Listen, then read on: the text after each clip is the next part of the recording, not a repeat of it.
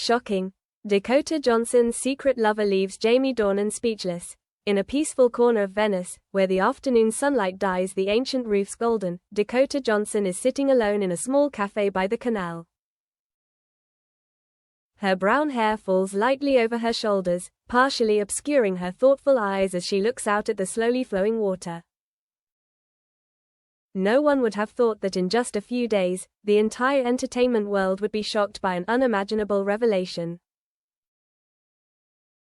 Dakota became famous worldwide after the success of 50 Shades of Grey, the film that connected her with Jamie Dornan, a co-star with such chemistry that the public always suspected that there was more to them than acting. However, both always affirmed, just colleagues, good friends, but that day, Dakota was not thinking about Jamie. She was waiting for someone that almost no one knew, even the best paparazzi in Hollywood. That person walked over, light as a breeze. Wearing a long coat, sunglasses and a hat, he was almost invisible in the crowd. He pulled up a chair, sat across from Dakota, and smiled slightly. His eyes were as sharp as knives, but as warm as the sun after a rainstorm. "You're late," Dakota said, his tone half reproachful, half relieved. "There's always a winding road to my heart," he replied, and that very sentence would, later, become a hot topic on social media. Jamie Dornan and the dreadful silence. Elsewhere, London, Jamie Dornan had just finished a photo shoot for a fashion brand. Everything was normal until he received a text message. "Have you seen Dakota's new photos?" Jamie flipped open his phone. The photo that appeared stunned him. Dakota, hand in hand with a strange man, walking out of an Italian restaurant in Venice. But what surprised him wasn't the intimate gesture, but the man's face. Jamie knew him. More than just knew, but they were very close. The past. His name is Elias Moretti, an independent Italian director, famous for his haunting art films. But few people know that Elias was once Jamie Dornan's best friend when they were both young models just starting out in Milan. In 2005, Jamie and Elias were inseparable.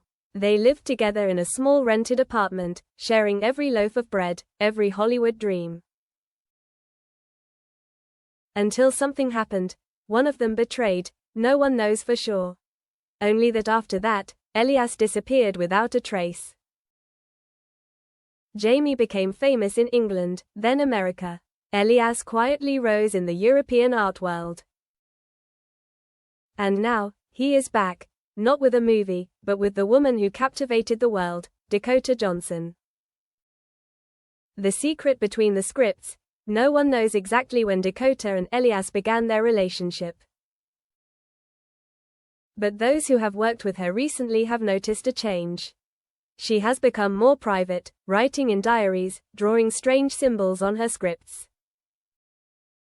An assistant recalls, "I saw her crying backstage once, but when I asked her, she just said, 'I just missed someone.'" Rumors spread. Paparazzi followed. Fans speculated, but no one thought the mystery man was Elias, until he posted a photo of the two kissing under the Rialto Bridge on his personal Instagram, with the caption, "We were never just a scene." Face to face, Jamie couldn't take it. He flew to Venice. That afternoon, Dakota was in a small art gallery where Elias was exhibiting abstract paintings that were rumored to be inspired by Dakota's body. Jamie walked in, his eyes red from lack of sleep. He didn't say anything to the press, didn't give interviews.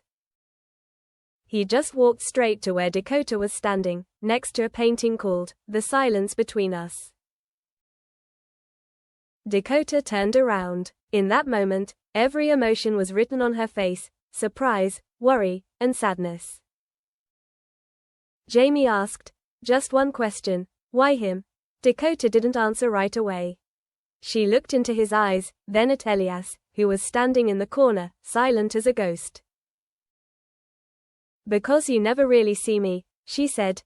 The air in the gallery thickened after Dakota's reply. Elias stood still, seemingly unfazed by Jamie Dornan's appearance. There was no wavering in the man's eyes. Just calm, cold, like he had been waiting for this moment. Jamie clenched his fists, his fingers trembling. Not from anger, but from hurt. "I've been with you for years, Dakota. You know that," Jamie said, her voice choking. "I know," she replied softly, "but being with you doesn't mean understanding each other. Doesn't mean seeing each other." Elias stepped forward, stepping between them. He wasn't arrogant or defiant. Instead, his eyes were filled with respect as he looked at Jamie. "Jamie," he said, "I owe you an apology. But you made me leave that year. You chose the spotlight. I chose art. And now Dakota chooses me. Not because I'm Elias Moretti. But because I'm someone who doesn't try to fit her into any stereotype." Jamie chuckled. "You always have a way with words, Elias. But this isn't a script. This is real life." Dakota closed her eyes. She didn't want two men who were once friends, now enemies, to make her their trophy. "Enough," she shouted. The gallery fell silent. "I'm not a role. I'm not part of your past. I am me, and I choose someone who makes me feel understood, not someone who makes me act when the cameras aren't rolling." Hollywood undercurrent. News of the confrontation in Venice spread like wildfire. The tabloids ran red-hot headlines. Jamie Dornan faces off with old love rival over Dakota Johnson. Who is the secret lover? Shocking identity revealed as Elias Moretti. Dakota, love or artistic prank? On social media, fans were divided into two camps, Team Jamie and Team Elias. But others were skeptical. Was this a PR campaign disguised as Dakota's upcoming film? Dakota remained silent. Jamie disappeared from social media. Elias continued to post metaphorical, abstract photos, sparking heated debate among netizens. In one black and white photo, he wrote the caption, "Loving an actor is like loving a shadow, beautiful, but impossible to hold." Midnight call. One night, in Elias's apartment in Rome, Dakota woke up from a nightmare. She stepped out onto the balcony, where the moonlight fell on her thoughtful face. Elias was sitting there, drawing. Always drawing. Incomplete portraits, like himself. "Do you think I'm doing the right thing?" she asked, barely a breath. Elias stopped, turned. "Right or wrong doesn't matter. What matters is that I'm alive." Dakota was silent for a long moment, then nodded. "Then, draw me. This time, draw me for real. Not as an icon, not as a muse, as me." Jamie returns. 3 weeks later, Jamie made a surprise appearance at the Toronto International Film Festival.